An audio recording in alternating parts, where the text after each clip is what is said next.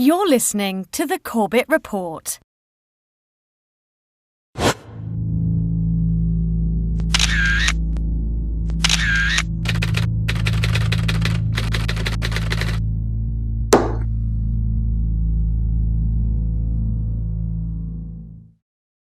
Some evil is just, it can't be explained. Are these people happy? Are they joyous now? Are they celebrating? Oh, absolutely. They're Thank celebrating. God. There's one report, this has not been confirmed, but there's several live reports that there was a cell, one of these cells, across the Hudson River. And they got on this is the report. I emphasize, I don't know this for a fact, but there's several witnesses who say this happened. They got on the roof of the building to look across. They knew what was going to happen. Yeah. They were waiting for it to happen, and when it happened, they celebrated. They jumped for joy.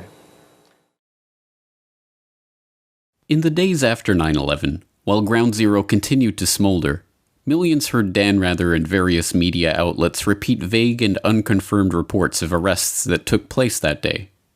These rumors held that Middle Eastern men, presumably Arabs, were arrested in explosive-packed vans in various places around the city on September 11th, and that some had even been photographing and celebrating those events.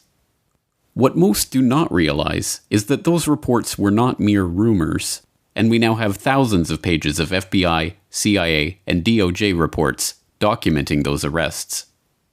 My binoculars, and I could see the towers from my window, and this is where I'm looking, and all of a sudden, down there, I see this van parked. And I see 3 guys on top of the van, and I could see that they were like happy. They didn't look shocked to me. They didn't look shocked. The men were spotted shortly after 8:46 a.m., yet somehow at this early stage, just minutes after the first plane strike on the World Trade Center, they were already positioned in a parking lot in Liberty State Park, taking pictures of the towers and celebrating. They left the scene shortly after being spotted, and at 3:31 p.m. the FBI issued an all-points bulletin advising officers in the greater New York area to be on the lookout for a white 2000 Chevrolet van with Urban Moving Systems sign on back.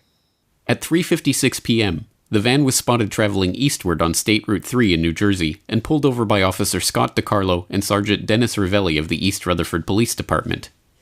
Inside they found 5 men: Sivan Kurzberg and his brother Paul, Yaron Schmel, Oded Elner, and Omar Marmari. A major terrorist manhunt began, and just 6 hours after the attack, the van was stopped at a roadblock by patrolman Scott DiCarlo. We were asked to detain the van and the passengers.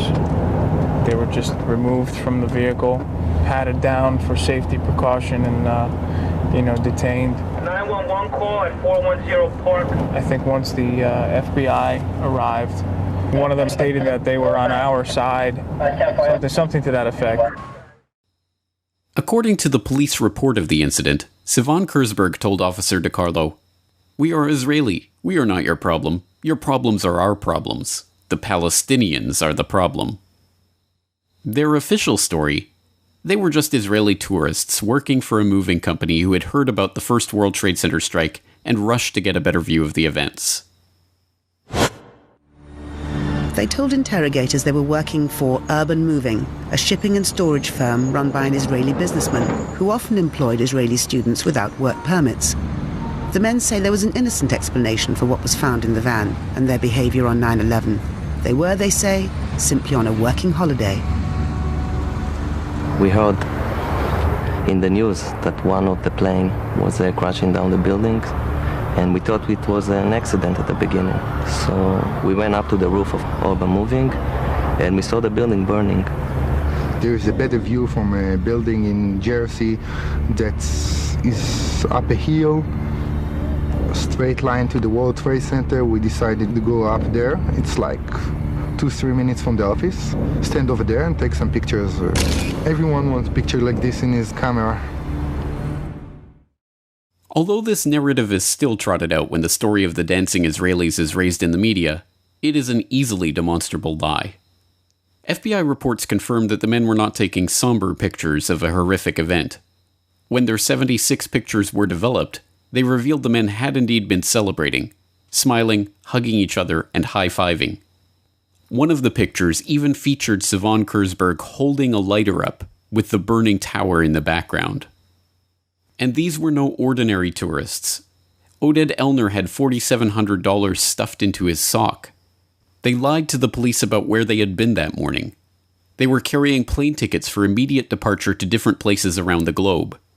The FBI confirmed that 2 of the men had ties to Israeli intelligence and came to suspect that they had indeed been on a mission for the Mossad. And of course, after returning to Israel, Elner claimed on national Israeli TV that they had been sent there to document the event.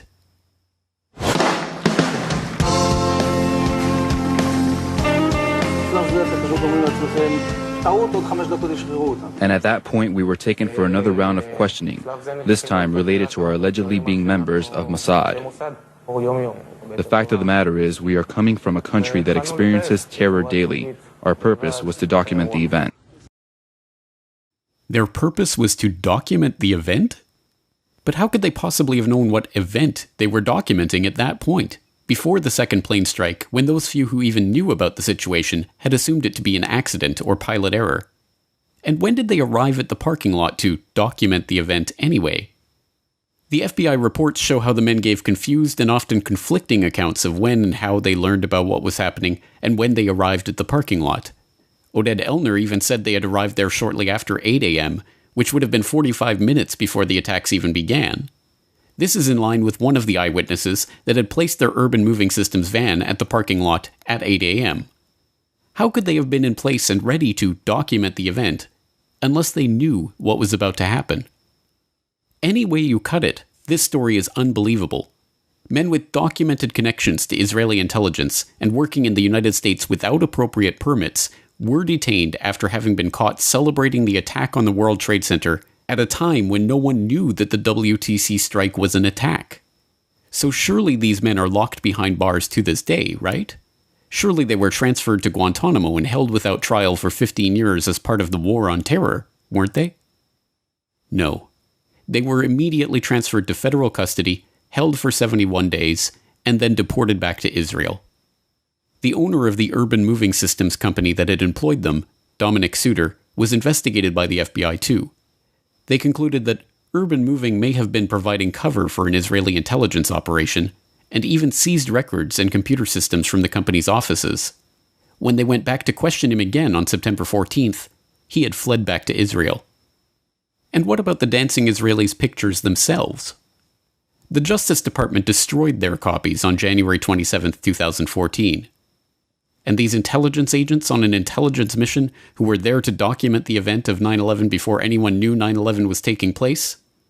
Don't worry, they were just spying on Arab terrorists. And while the FBI or certain sources might believe that in fact they were Israeli intelligence, they don't believe that the U.S. was a target, that they were actually investigating Muslim groups? They believe if this was an intelligence operation by Israel, that it was focused on the Islamic groups and charities that raise money for groups that are considered by U.S. law enforcement and others terrorist groups. And you'll note that after September 11th, the U.S. moved on many of these groups with indictments, arrests, raids on their headquarters, something that hadn't happened prior to this. These are groups that Israel believes have been funding Hamas and other terrorist organizations. Groups that are responsible for most of the suicide bombings there. But this story is not merely preposterous on its face. Even the implications of this story are themselves preposterous. If indeed the official story is a ridiculous lie, then are we to believe that these crack Israeli Mossad operatives, who were presumably aware of the attack that was about to take place, had been sent to photograph the burning tower from a parking lot across the Hudson River? And that these specially trained intelligence professionals on their super-secret mission were celebrating, high-fiving, and going out of their way to be noticed in performance of their task? This is equally preposterous. The only other possible conclusion is that these men were serving merely as a distraction, that they were not there to photograph for Israeli intelligence one of the most heavily photographed scenes in the world on that morning, but instead to be noticed and arrested as a way to divert attention from a much bigger and more sinister story. So if they were meant to distract from a bigger story, what story could that possibly be? It has been more than 16 years since a civilian working for the Navy was charged with passing secrets to Israel. Jonathan Pollard pled guilty to conspiracy to commit espionage and is serving a life sentence. At first, Israeli leaders claimed Pollard was part of a rogue operation, but later took responsibility for his work. Now, Fox News has learned some U.S. investigators believe that there are Israelis again very much engaged in spying in and on the U.S., who may have known things they didn't tell us before September 11th. Fox News correspondent Carl Cameron has details in the first of a 4-part series. Since September 11th, more than 60 Israelis have been arrested or detained, either under the new Patriot anti-terrorism law or for immigration violations. A handful of active Israeli military were among those detained, according to investigators, who say some of the detainees also failed polygraph questions when asked about alleged surveillance activities against and in the United States. There is no indication that the Israelis were involved in the 9/11 attacks, but investigators suspect that the Israelis may have gathered intelligence about the attacks in advance and not shared it. A highly placed investigator said there are, quote, tie-ins, but when asked for details, he flatly refused to describe them, saying, quote, evidence linking these Israelis to 9/11 is classified. I cannot tell you about evidence that has been gathered. It's classified information. Asked this week about another sprawling investigation and the detention of 60 Israelis since September 11th, the Bush administration treated the questions like hot potatoes. I would just refer you to the Department of Justice with it. I'm not familiar with the report. I'm aware that some Israeli citizens have been detained. With respect to why they are being detained and the other aspects of your question, whether it's because they are in intelligence services or what they were doing, I will defer to the Department of Justice and the FBI to answer that. Beyond the 60 apprehended or detained and many deported since September 11th, another group of 140 Israeli individuals have been arrested and detained in this year in what government documents describe as, quote, an organized intelligence gathering operation designed to, quote, penetrate government facilities. Most of those individuals said they had served in the Israeli military, which is compulsory there, but they also had, most of them, intelligence expertise and either worked for Amdocs or other companies in Israel that specialize in wiretapping. Earlier this week, the Israeli embassy here in Washington denied any spying against or in the United States. Carl, what about this question of advanced knowledge of what was going to happen on 9/11? How clear are investigators that some Israeli agents may have known something? Well, it's very explosive information, obviously, and there's a great deal of evidence that they say they have collected, none of it necessarily conclusive. It's more when they put it all together. A bigger question, they say, is how could they not have known? Almost a direct quote, Britt. The most phenomenal part of this report is not that it was eventually erased from the web by Fox News itself, but that it ever made it to the air at all.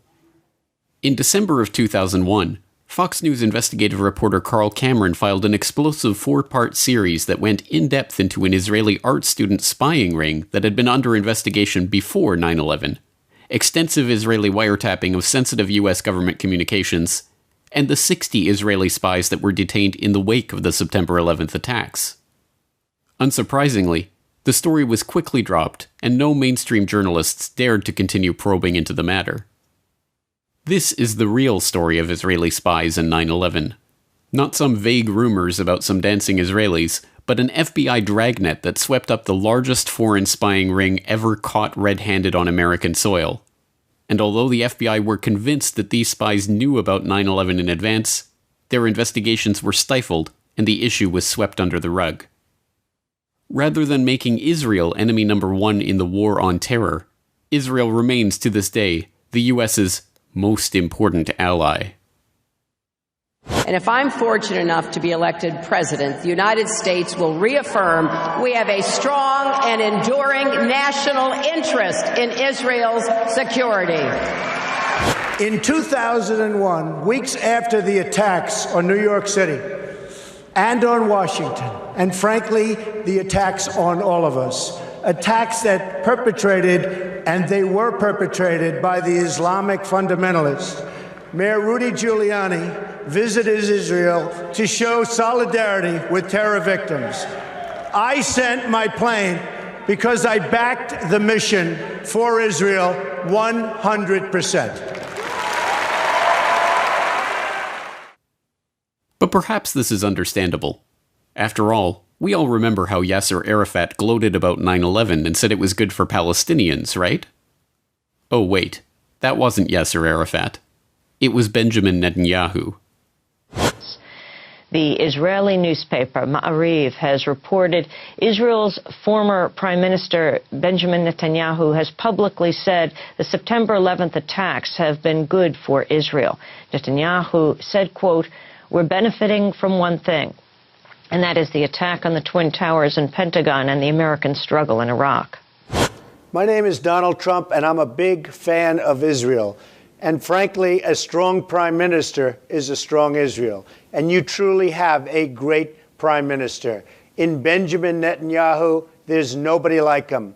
He's a winner. He's highly respected. He's highly thought of by all. And people really do have great, great respect for what's happened in Israel. So vote for Benjamin. Terrific guy, terrific leader, great for Israel. Given that the ultimate consequence of 9/11 was the beginning of a now 15-year-long struggle to transform the Middle East, a struggle that the neocons that went on to populate the Bush administration had been openly advocating since the clean break policy paper in the mid-1990s, it isn't hard to see how the September 11th attacks were indeed a boon for Israel. But information linking Israeli spies to advance knowledge of 9/11 remains classified information. In a world of true justice, the dancing Israelis and other Israeli spies with insider advance knowledge of the 9/11 attacks, who openly celebrated those attacks, would be the targets of the war on terror, not its beneficiaries. Some evil is just, it can't be explained. Are these people happy? Are they joyous now? Are they celebrating? Oh, absolutely. They're Thank celebrating. God. There's one report. This has not been confirmed, but there's... I actually figure very largely in a number of the key conspiracy theories. September 11th, September 11th. Terrorists or terrorism, September 11th.